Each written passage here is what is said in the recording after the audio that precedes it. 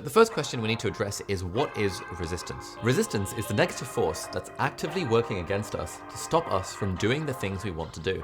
It doesn't stop us from watching Netflix or from playing video games. Instead, it stops us from doing anything that we know in our hearts is gonna level up our lives. Like, resistance isn't really that feeling that we get when we can't be bothered to clean the desk or can't be bothered to, I don't know, wash the dishes. That is resistance with a small r. But resistance with a big R is the resistance, that force that's holding us back from doing creative or entrepreneurial things or things that require any level of risk taking or putting ourselves out there. And whenever we try and do any of this stuff, we always have to go up against this hill of procrastination that's a constant battle. And there's a nice quote from the book where he says, "We don't tell ourselves I'm never going to write my symphony.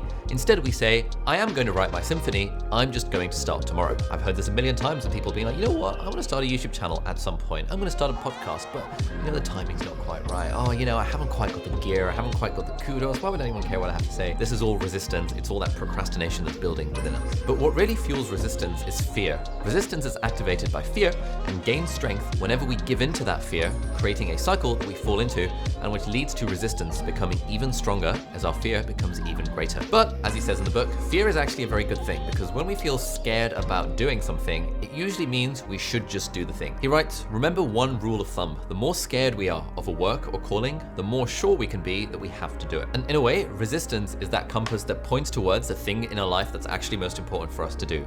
Like, I never feel any resistance towards sitting down and playing World of Warcraft, but I do feel resistance towards sitting down and writing my book. And that tells me that sitting down to write my book is currently the most important thing I need to be working on. And the key rule of thumb here, as Stephen Pressfield writes, is the more resistance you experience, the more important your unmanifested art or project or enterprise is to you. And since I first read this in 2017, I've actually started using this as a model for, in a way, a model for decision making. Like, if I feel scared about doing something, then more often than not, I will try my very best to actually do the thing.